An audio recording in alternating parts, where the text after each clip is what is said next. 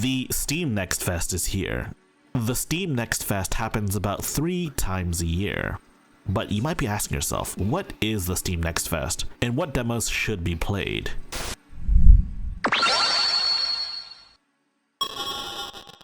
The Steam Next Fest is a celebration of upcoming games with literally hundreds of demos to try out. You'll find demos from all sorts of genres and all sorts of developers of different sizes. While the vast majority of demos released are from indie developers, there have been cases where big companies like Square Enix participate in the Next Fest. So if you haven't watched one of my videos about the Next Fest, usually I try out about 10 or so demos per video and then give my thoughts on all of them. And sometimes I'll do a follow-up video. In this case, some of these demos were actually released before the Next Fest, but they happen to be part of the event, so we're going to cover those. But of course, by the time this video releases and by the time the Next Fest starts, all of the demos will be available, and I'll be covering more demos in a second part. But before that, if you like this video or any other video I've made, please like, subscribe, and share with all of your friends. Spreading the gospel of high-tech low-life really helped me grow in the YouTube algorithm.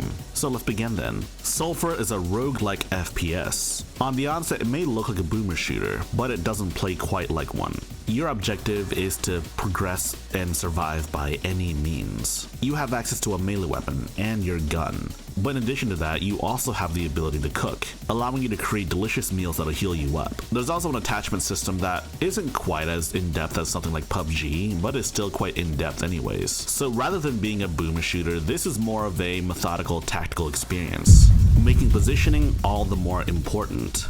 And you have to consider if you want to use ammo on your enemies or if you want to save your ammo for more difficult opponents. And this is especially true for more powerful weapons. All in all, the game is kind of unforgiving, but it's a lot of fun. And I find myself loading up the demo for another round. The game is called Sulfur because sulfur is associated with hell, and this game seems like it's going to be a descent into hell.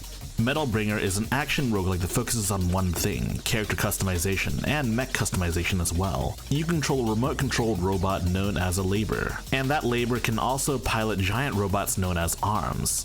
At the beginning, you start off fairly weak, but as you unlock more gear, more weapons, more discs, and more blueprints for mech parts, you'll become a lot stronger.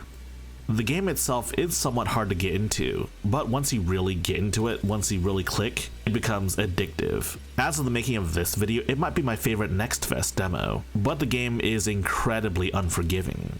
Phantom Breaker Battlegrounds Ultimate is an updated re-release with additional features. I actually really like the original a lot, and while I'm not entirely sure what this upgrade offers in terms of additional features and gameplay mechanics, I do think it's a great opportunity for people that haven't tried out the original game to really give this game a shot.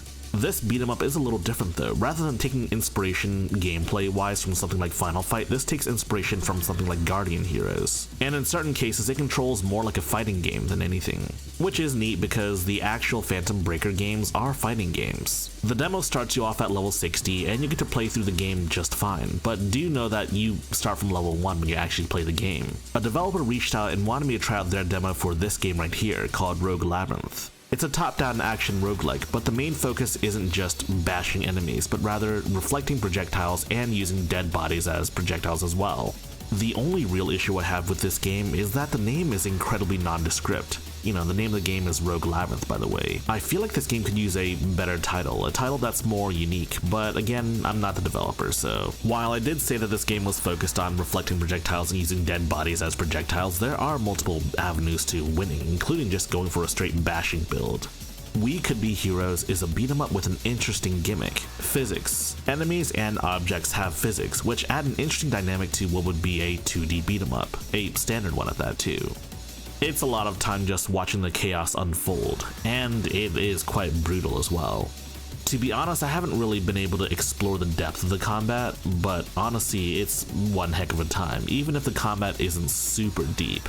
This would be a lot better with 4 players, I can tell you that much. Especially when things are just flying around and all of that stuff. And the physics add an interesting layer of just dynamic, emergent gameplay that probably wouldn't have happened if it weren't, physics-based. There is a manual, but the manual doesn't seem to work on Steam Deck as it tries to open up a web page. Guidus Zero is an interesting one. It's a real-time action roguelike, but it's got a grid-based system. Admittedly, the grid-based system kind of threw me off at first because, I was trying to move in real time as I would normally, but you can't really make those micro adjustments. But once you get over that initial learning curve and really understand the grid-based movement, it becomes a lot more fun.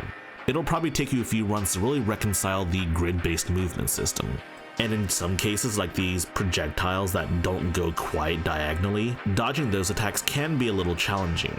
The only difficult question is whether or not this can stand up to hundreds of runs, because all roguelikes have to. S4U CITYPUNK 2011 and Love Punch is an interesting game. It's kind of like light detective work, but it's also kind of like a visual novel, but like not really. It's a difficult game to describe. This is a primarily keyboard-based game, so you will need to break out that keyboard, or better yet, use the Steam Deck's built-in virtual keyboard. That's what I've been using. Contrary to popular belief, you don't actually get to type out responses yourself. When you type out responses, it kind of just does it for you. Of course, you can use backspace to change your responses though.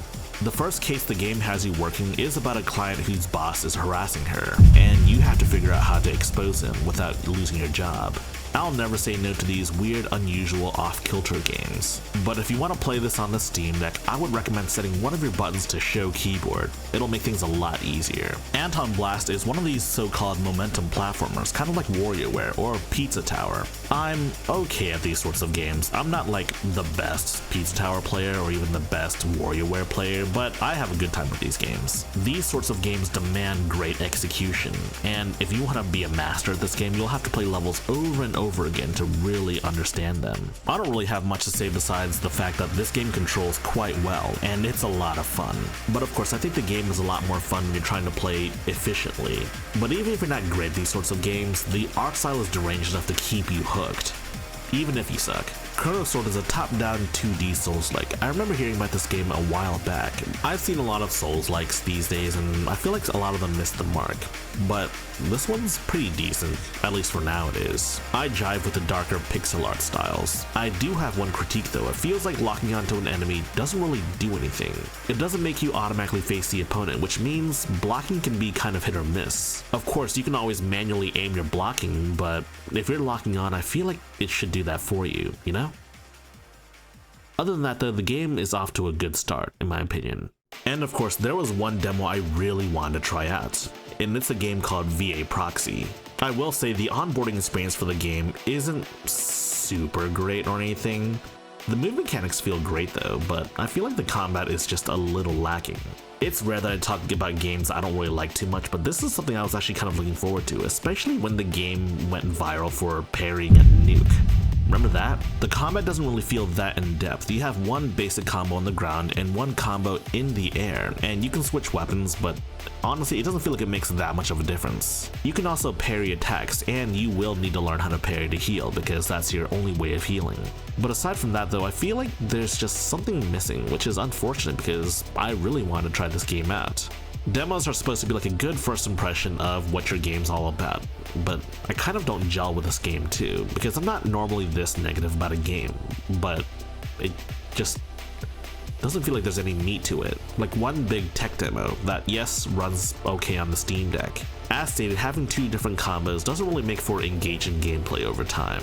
Maybe you can upgrade your character with more techniques, maybe there's some sort of upgrading path that I missed. But I also think the onboarding experience could be better as well. If the developer ends up watching this video, I'm not attacking you personally. I do think the game has promise, but expanding your combat options should be your #1 priority, in my opinion. To be honest, I tried out most of these demos before the next fest even started, so some of the demos I wanted to try out weren't available by the time I recorded this video. But I will be making a second part. So what demos have you tried out so far, and what demos should I try out? I might not be able to cover all of these demos, but I'll try as many demos as I can.